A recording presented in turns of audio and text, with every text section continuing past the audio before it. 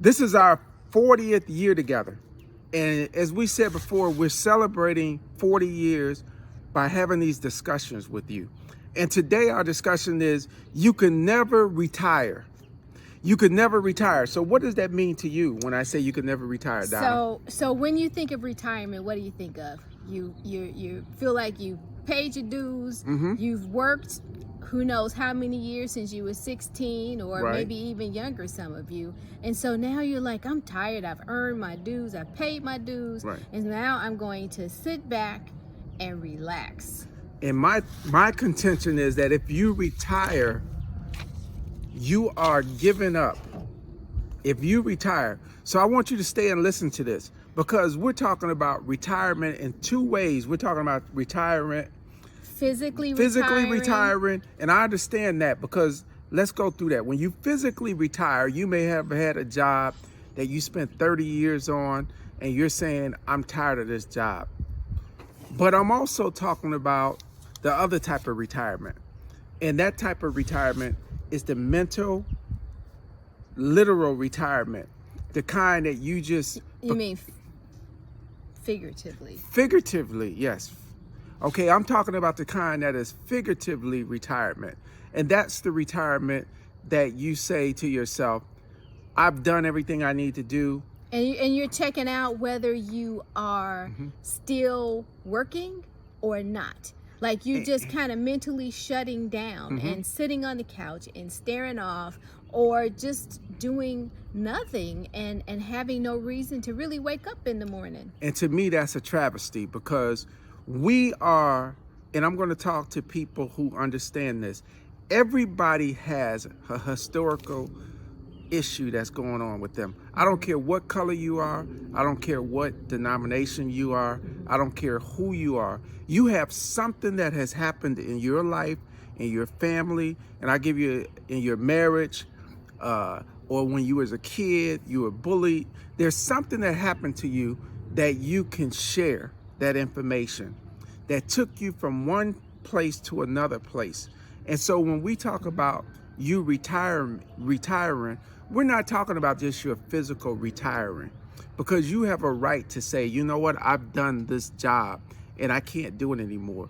But Or you just don't want to do it anymore. and you don't want to do it anymore. But you don't have a right to have information here that you're not sharing with someone.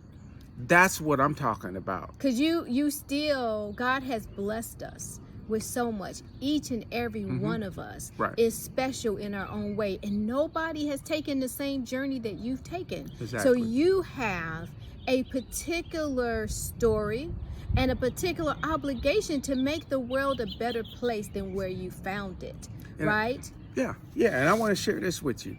If you have a grandkid, if you have a son or a daughter, a cousin or aunt, and there's something that they're going through or that they haven't gone through, and you could share that information that can make their life better, that's the retirement that we're talking about. You can't give up on. You can't give up on your community. You can't give up on your kids. If everything was perfect in our lives, Donna, and we were leaving this world in a place where everything was done for our kids and our grandkids and our loved ones and our family, then I would say, okay, go ahead. But we all know that there's something going on in this world that you have information that you can help share. Right. And you have the spirit, and you have a particular way of speaking where you can connect with people that believe what you believe, and they're like, oh my God, you know, she or he knows what I'm going through, and you can connect to that person, whereas I may not be able to, or the person down the street may not be able to, or some big leader may not be able to, but you can. And so you cannot give up, because that means that somebody is going to go untouched, unsaved, unenthused, unsupported, you know. And I know from firsthand, from what you're saying, I know I'm a true example of that. I was a speaker for years. I mean, I went out and I spoke to people all over about my purpose and my mission, trying to help them. And then I left that and went back into corporate America.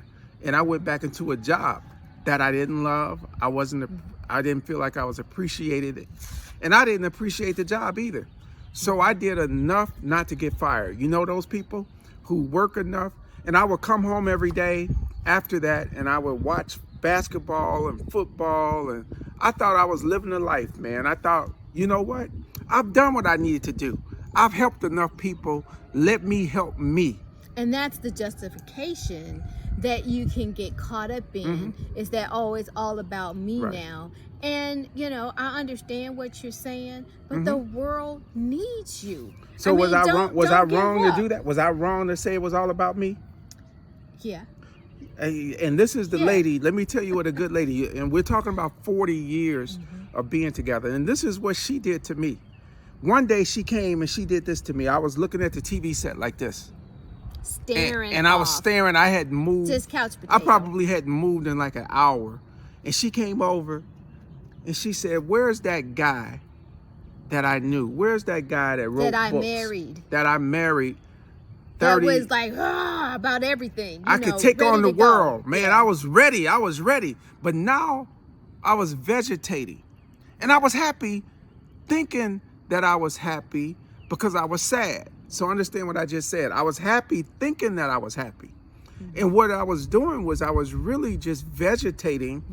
I hated the job, so I came home 5 o'clock, 6 o'clock, whatever, and I went straight to the TV set, beeline. And I had a big, how big was that TV? 65 inches? Something like that. Oh, man, I was like, you know what? I'm living the life. I got the TV set. I got my lazy boy. I could sit back. I don't have to touch anybody or anything. And one day she tapped me on the head and she said, "Where's that guy?"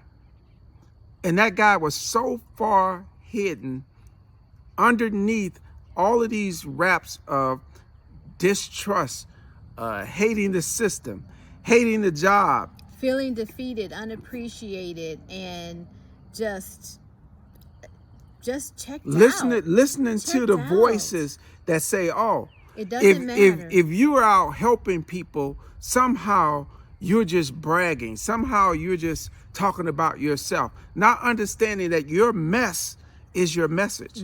What you're doing is sharing your story with other people so that their lives can be better based on what you went through. Well, and like I said, nobody has had your journey.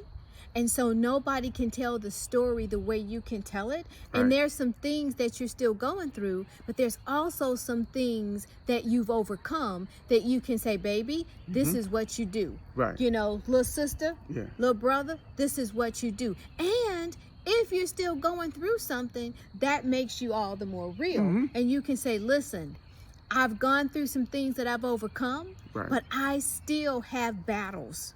I still am overcoming this." And so you root for me and I'll root for you, right? And you know what? It has made a difference. It's been a long comeback. I feel like Rocky, I know Creed is out right now. I feel like Rocky 65, man. When you in there, I'm 62 years old now. We've been married, like I said, 40 years. I'm learning technology. I got the gray beard going, man. I'm a different guy than I was 30 years ago. But guess what? I got the fire again. Yeah. Because I'm doing this for my kids and my grandkids and my great grandkids. So I can't retire. You can't retire. And I'm gonna tell you something funny. We were out for dinner with some friends of ours, and I was sharing how much I love being around young people because they're dreamers and they're enthusiastic, and the world is at their feet and they want to take it on. Right. And I said, you know, they give me energy. And the husband that we were out with, he said, "Well, I love being around young people too, and I give them energy." So, and he's older than us, so he was like 65, 66. So I love that. So you don't have to, just because you're 40 plus, 50 plus, 60 plus, 70 plus, if you still above ground, then you can still inspire. And you can't retire. So that's our subject today. You cannot retire. And you can still inspire. You can't, there you go. Yeah, we made a rhyme. You can't retire, still inspire. Can't retire, still inspire. But thanks for coming to listen to us. Come back again. We're talking about these 40 years of marriage and what it has taught us and some of the life lessons that we've gotten. And this one was you cannot retire. Still inspire. And if there's something you want to hear from us about as far as marriage is concerned, Put it down in relationships, the chat. give us a comment and we'll talk about it. That's right. Talk to you later. Bye-bye.